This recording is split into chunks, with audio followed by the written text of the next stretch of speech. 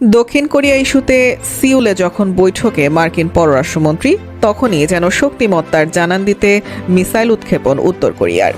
এক প্রতিবেদনে সংবাদ মাধ্যম এবিসি নিউজ এই তথ্য জানায়। পিয়ংইয়ং থেকে ছোড়া এই মিসাইল যেন রীতিমতো কাঁপন ধরিয়ে দিয়েছে পশ্চিমাদের মনে। উত্তর কোরিয়ার দাবি, শব্দের চেয়েও 12 গুণ বেশি গতিতে ছুটতে পারে তাদের এই মাঝারি পাল্লার মিসাইল। নিমেষেই যা ধূলিসাৎ করতে সক্ষম শত্রুপক্ষের যে কোনো টার্গেট। নতুন প্রযুক্তির এই হাইপারসনিক ক্ষেপণাস্ত্রকে ঠেকানোর কোনো প্রযুক্তি নেই পশ্চিমাদের, এমনটাই দাবি কিম জং উনের। 1500 কিলোমিটার পথ পাড়ি দিয়ে ক্ষেপণাস্ত্রটি আঘাত হানে কোরীয় উপদ্বীপের সমুদ্র সীমায়। হাইপারসনিক প্রযুক্তির মিসাইলটি কার্বন ফাইবারের তৈরি। একদিকে এটি অ্যালুমিনিয়ামের চেয়েও বেশি মজবুত এবং তুলনামূলক হালকা। এ ধরনের ক্ষেপণাস্ত্র রাডারের চোখ ফাঁকি দিতেও অধিক কার্যকরী। বিশ্লেষকরা বলছেন, এ ধরনের উপাদান দিয়ে মিসাইলের উৎপাদন প্রক্রিয়া বেশ জটিল।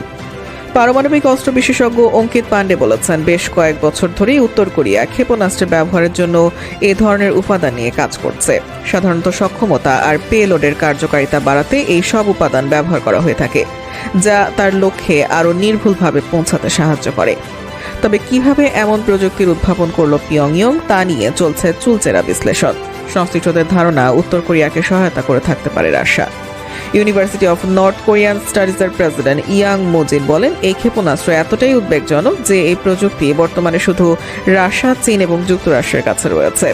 প্রযুক্তিটি সম্পর্কে যা চিন্তার তা হলো, এই ধরনের গতি অর্জনের জন্য এমন উপকরণের প্রয়োজন যা প্রতিকূল পরিস্থিতি সহ্য করতে পারে। অত্যাধুনিক flight and guidance control system যুক্ত ক্ষেপণাস্ত্রটির পাল্লা আনুমানিক 1500 কিলোমিটার। সাধারণত শব্দের চেয়েও কয়েক গুণ বেশি গতিতে ছোটার কারণে এ জাতীয় হাইপারসনিক মিসাইলকে রাডারের নজরে আনা এবং ধ্বংস করা কষ্টসাধ্য।